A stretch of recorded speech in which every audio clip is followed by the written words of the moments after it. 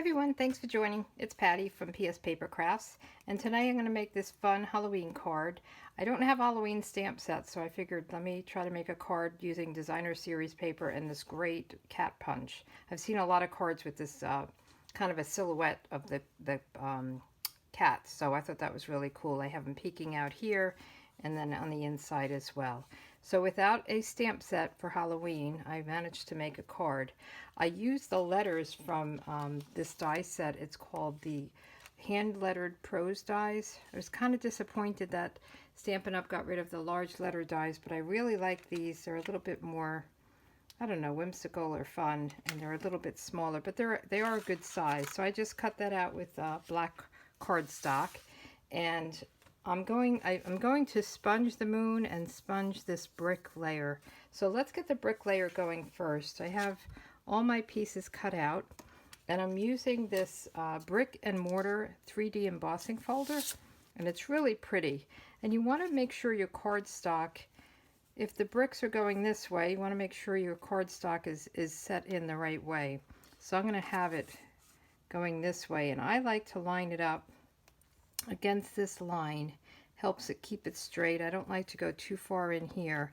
And then with these new 3D embossing folders, they have a new plate. So I'm going to use that. It's a blue, some people call it purple. It's specifically made for 3D embossing folders. If you don't have it, you could try to put a shim in yours, and just make sure it's not too thick and doesn't break. If it's not going through when you wheel it through, it's too thick. So I've had that issue with some of them. Don't force it through. Very important. So let's get this out. Take the plate off, and you really just want to use your platform. If you have tabs, you want to open it up just like you would with any embossing folder, but you want to use that plate. So let's get this out. Isn't that pretty? And then I'm just going to sponge a little bit. So I'm going to use gray granite ink, and I'm going to just take a sponge. These come as a circle, and I cut it into 4 pieces. And I wash them. You just rinse them in water. But sometimes the red stains a little bit. So just to make sure it looks okay. And you start off the paper, and you just want to go very lightly. I don't want to get a lot of color on here. I want the white to kind of show through. So just very, very lightly.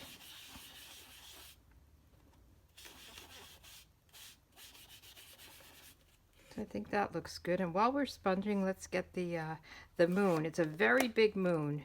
I wanted it to be that size, but you don't have to make it that size. I used a 2.5-inch punch. And if you don't have a punch, you can use a die, a circle die, and you can make it whatever size you want. I'm just looking for my white piece of paper, which I thought I had. 1 second. Let me get one of these. I always have white insides of my cards, so we'll just use this. So I'm going to just feed it through the back and punch it out. I'll save this for another project. And then I'm going to start with my Calypso Coral. And you could probably use any orange. That's what I decided to use. And the same thing, I'm going to just pat it down here, and I'm going to go off the paper and then on.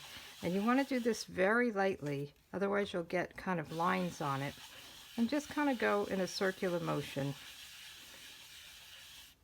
So I don't want it to be too orange. I want it orange and yellow, so I'm going to add a layer of yellow, and I can go back and add more orange. I also don't want it too dark either. So this looks really bad, but let me just make sure. No, it looks like it might be. I'm going to use the side of this. I don't want to get another color on it. I must have used it for something else and didn't wash it. Don't want to do that. So see, it just gives it blends it nicely, gives it a nice orangey yellow kind of shade. So there we go. We have our sponging done. We have really most of the card done. We just have to put things together. So let me get the pieces out. And let's lay this out. This is the designer series paper. And let me just show you this. It's really cute. It's called Monster Bash.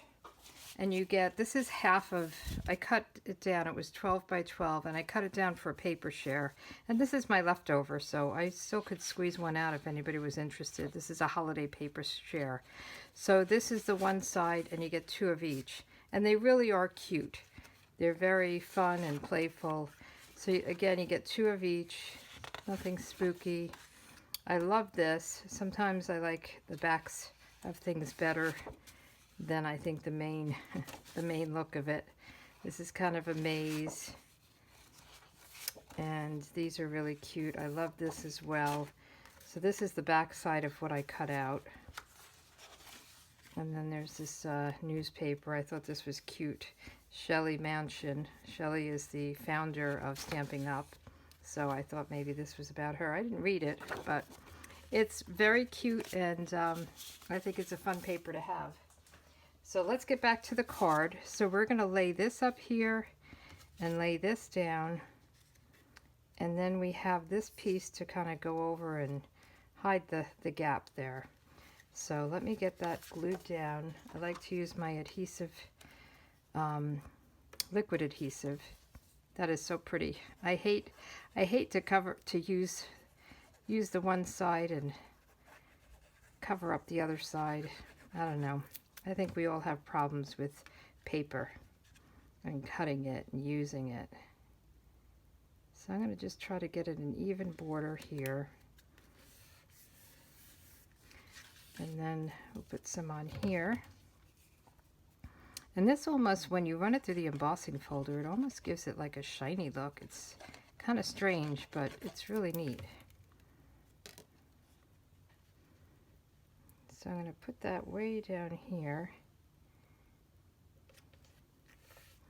And then this will cover that up. Now before I put this on, I want to make sure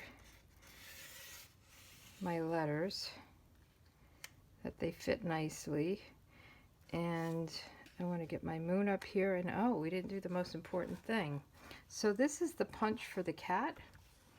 And it has a coordinating stamp set, so you can stamp the cat and then give him different color coat and then punch him out. And there's a dog stamp just like this. They're great stamps to have if you're a pet lover or if you have pet lovers. They're really nice. So let's punch him out. I have some scrap basic black, and we're going to punch him fully one time. So we're just going to go in there and punch him out. Isn't he cute? I just love him in front of the moon. And then I have him, or her, poking the head there, and then on the inside part of him. So let's just do that. So I just went in and I just punched a little bit, and then I punched, and I kept the tail because I thought the tail was cute. I won't go all the way down. You could punch it all the way down and then cut it. So let's save all these pieces. And then we're done with the punching. So this is easy. I love it when you can punch a card out. And I kind of wanted to tuck him underneath a little bit. Underneath here.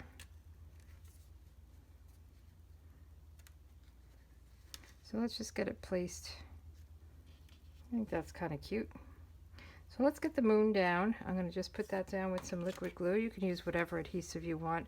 I didn't pop anything up on this card. Everything is down flat. I thought, I didn't want the cat. I wanted him tucked underneath the wall, like he's behind the wall. And I thought about the letters, but nothing else was popped up, so I figured I would just leave everything down. So I'm just going to put a little bit of glue, and you just really need a little bit. You don't want this to come gushing out the side. So I barely touch it actually. And we'll put the cat right about here. He's probably meowing at the moon, don't you think? And then we'll put this strip across.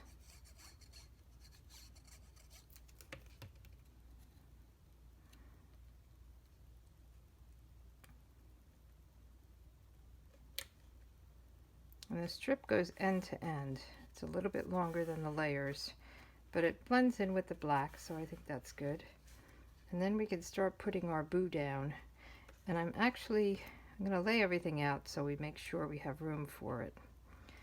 And I kept going back and forth with these letters, the O, whether they should have the fat side first or the skinny side first, and I decided on the fat side.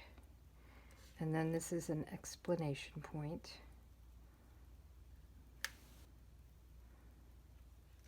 A lot of little pieces. And you could run this through, put the adhesive on the back before you cut it out. They have those adhesive, like big sheets, which is nice. And then we'll put the little head here. So I think that will work out. So let's get started.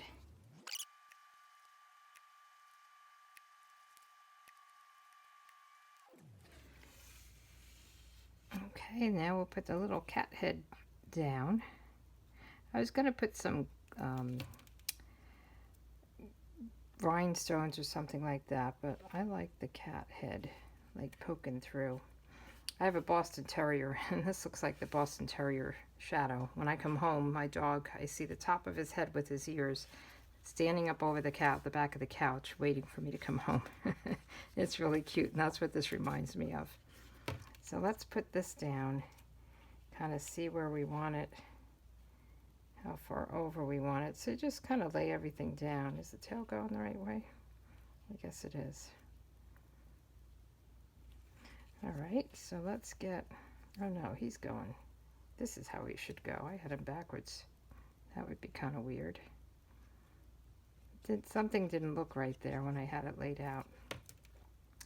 Okay, so this is a Halloween card without any stamping. And tomorrow I'm going to make a New Year's card, which was a challenge that I had to do. And I don't have any New Year's stamps. So I did kind of celebrate and that kind of thing, but it doesn't say Happy New Year anywhere. But I'll write that in when I send it out. I think that's good enough, right? So I'm not going to do a video on that, but if you go to my blog, I do videos on Wednesdays and Fridays, and then I blog on Tuesday, Thursday, and Saturday. Saturday I do a sketch challenge where I follow a sketch and make a card from it. So if you want to join me, come over to pspapercrafts.com. I'd love to have you there. These are the two cards. I think they're really cute and fun, and I hope you enjoyed this. You have a good day. Bye.